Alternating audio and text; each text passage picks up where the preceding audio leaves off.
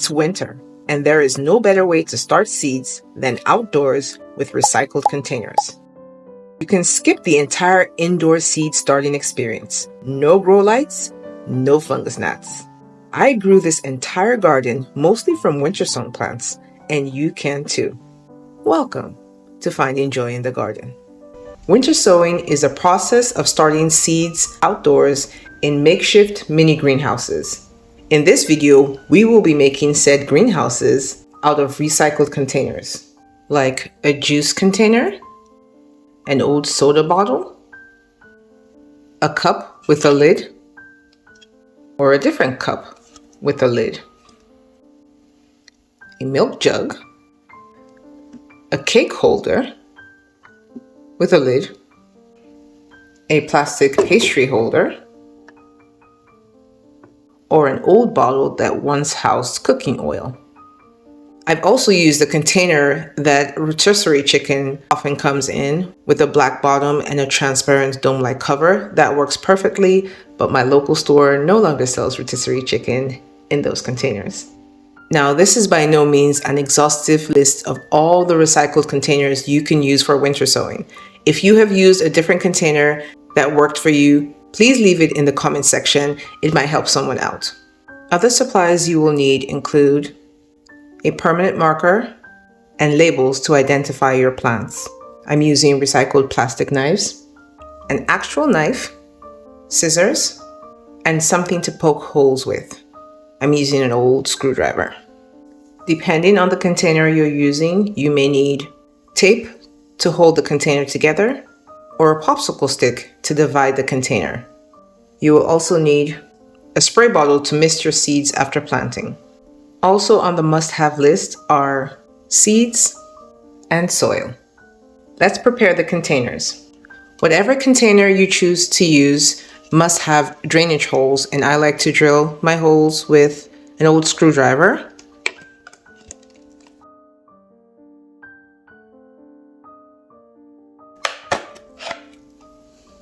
I usually make 3 holes. This got 4, and this got quite a few.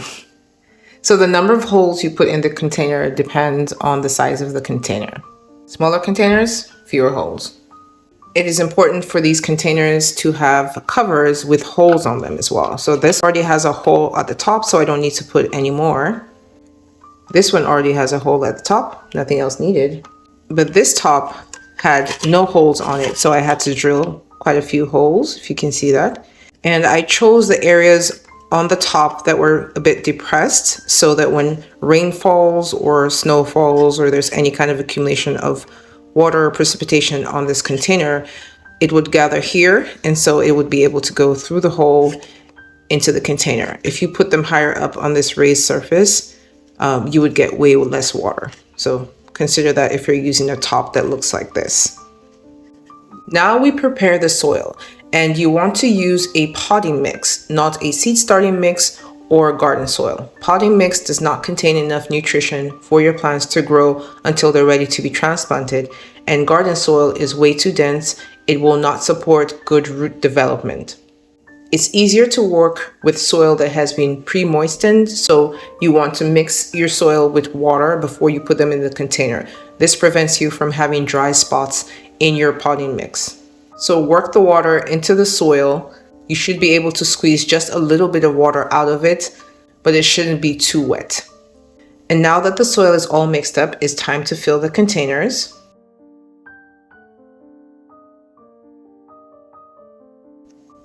Now, when you're filling your containers, you want to remember the total height of the container, and that includes the lid.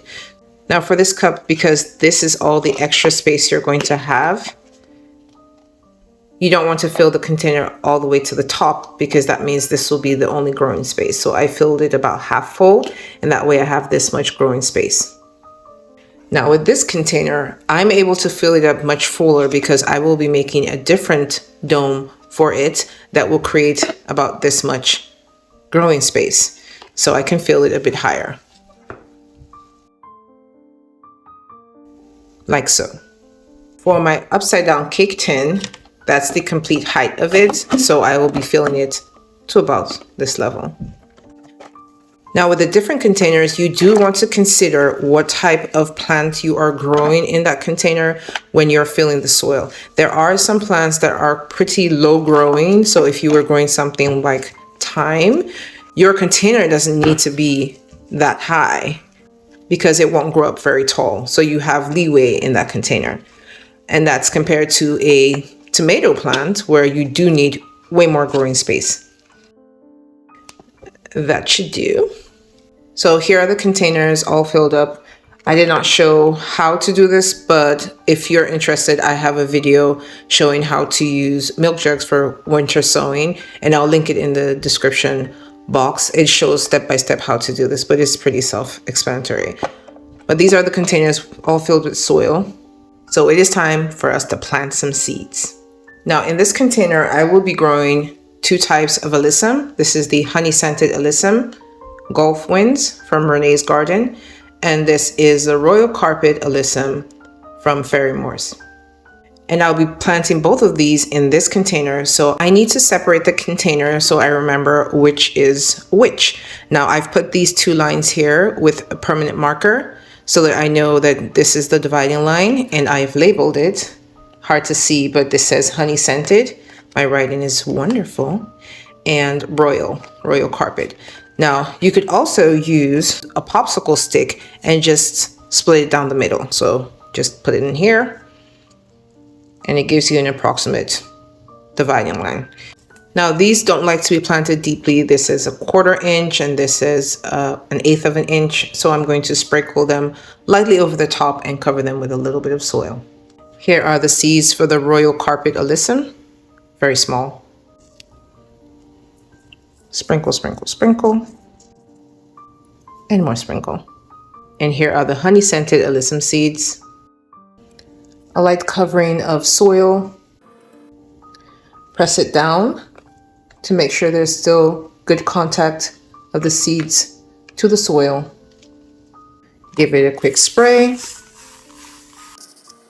Put the cover on it.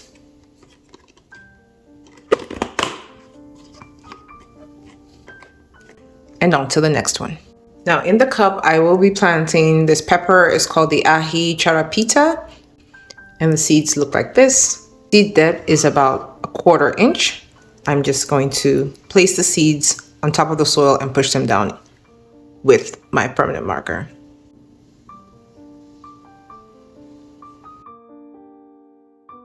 I put 6 seeds in. You don't have to be so heavy-handed, but I am. So just push them down with the back of the permanent marker and cover it with a little bit of soil, and that works well. Spray, cover, moving on. In this yogurt container, I will be planting Thunbergia, also called the black-eyed Susan, the black-eyed Susan vine, not the regular black-eyed Susan. Here are the seeds. They are to be planted 1/4 inch deep. So just like with the peppers, I'll drop them and push them in. Don't forget to label. Now for this yogurt container, I will be using this as a dome. This is a recycled freezer bag, and you need to make a hole at the top for ventilation and for water to get in. So you just cut a piece off. And that way you have a hole at the very top of it where rain can get in. I'm going to use these recycled knives on either side of the container, and then the humidity dome. So there you go. It's a tight fit, so I can literally hold it up this way. But this will keep humidity in the container. It will help keep it warmer and help your plants to germinate. You can also create a similar effect by placing one cup on top of another, like so. And then you would tape them together and that would form your little greenhouse. Of course, remember to put the holes at the bottom and at the top. I've planted a cold hardy pepper in this container and I will be closing it up with some tape. Just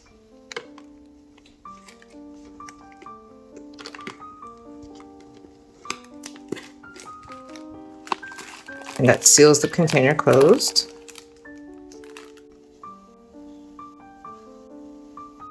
So here are the 4 ways we made greenhouses out of recycled containers. Like I said, there are so many ways to do this. I'm sure you can come up with another way to make a mini greenhouse out of recycled containers. So if you can, leave those in the comment section while I take you outdoors to show you where you can put your containers.